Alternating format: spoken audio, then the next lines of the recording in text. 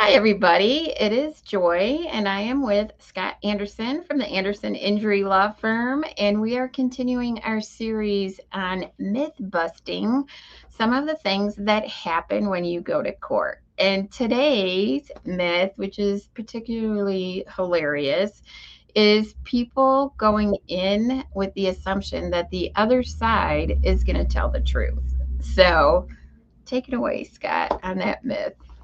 So it is, I can say it's a frequent occurrence with at least auto accidents that at the scene of the accident, you will have one story. And then later on, as time goes on, the story will slowly change. And someone will start to think, hey, I was at fault. I ran the red light. I ignored the stop sign. Whatever the case is at the scene they're happy to admit it, but later down the road they suddenly change their story, and suddenly it's, no, I had the green light, they ran the red light, or something like that. I can say that is a common occurrence. In a similar line, you have insurance companies saying that they will admit liability. Yeah, we agree we're at fault, and then magically when numbers come out and there's a dispute over how big the damages are, the insurance company position will change, and that'll usually see that at the time a lawsuit is filed, where they go from, yeah, we admit we caused this accident, to, no, we're fighting, you ran the red light, it wasn't our client.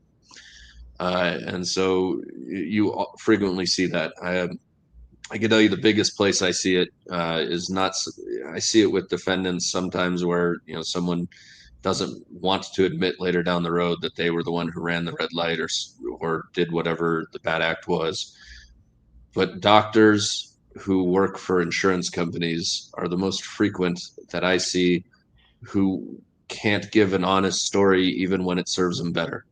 These doctors who, when they treat people, they do it exactly the way my clients treating providers did. But when they're writing for an insurance company, magically their opinion is people self heal without any medical attention, and they heal within 2 weeks or 8 weeks of an accident. That is a common.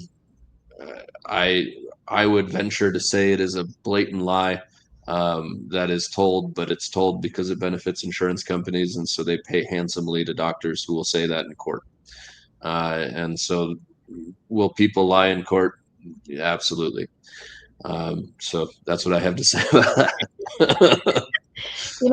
It's um we laugh about it or I joke about it, but like the first time I went to court, I was absolutely dumbfounded at the willingness just to straight up lie. Like and I know I was naive the first time I went to court. Totally naive, but it was a new experience. I'd never been through that before. Like you go in and it's intimidating and you're like, I'm going to tell the truth. Certainly everyone's going to tell the truth. That's why we're here. That is so not the case. Yeah, it's something that, when it's a witness, the best advice I can give is go get someone to put what they have said in writing as soon as possible, because people's stories change, and they change constantly. And if you get it in writing, you can at least say, hey, this is what you said, here it is in writing. When it's someone just verbally saying something, you should expect that you cannot rely on what they verbally told you. And I go back to mindset. I brought this up the other video too. I think it's so important and powerful that someone who files a lawsuit, and if it does go to court, that you have the right expectations is the word, because like I kind of learned the hard way. Like I had expectations that people would tell the truth. Not true. I had expectations that I would win, necessarily not true, and if someone would have said, look, you know, don't expect the truth to come out and don't expect to win, at least I could have prepared myself to say, hey, whatever happens, happens. But you think if you've been wronged, that and I don't want to be a downer. Like, I don't want to come off as a downer, but I do want to come off like setting expectations of how it works. Yep, I think that is an excellent point.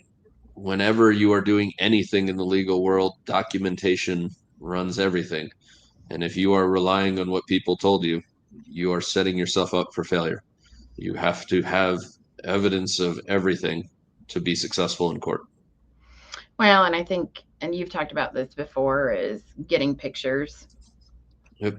Getting Huge. pictures, getting videos, getting people to write statements, getting medical documentation of injuries, getting documentation of lost income. That's one that a lot of people forget about. Is you have to be able to show why you are saying I'm entitled to this amount of lost income, and especially people who are small business owners, they tend to forget that they need that documentation to be very well done, to be able to make the claim for lost income. So, if you want to get some more information from Scott Anderson, Anderson Injury Law Firm, please reach out to him because he offers free consultations. So, what is the best way to get a hold of you? Probably phone number 719-473-3040. You can also go to our website, injuryevaluation.com, and those are two of the ways to get a hold of us.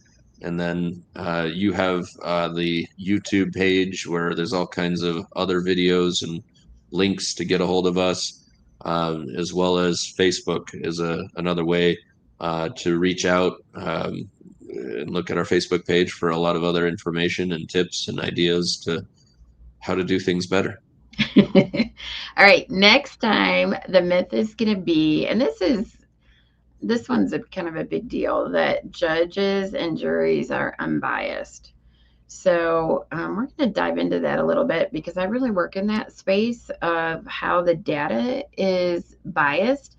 And it's interesting. It's going to be interesting to get your take on kind of like we don't live in a fair world. I know we got to pick up some happy topics, some good topics, because this is like a dose of reality. But you have to know. I mean, honestly, the more you know, the better decisions you can make. So that's why we're doing this. Absolutely. All right. We'll see you next time. All right.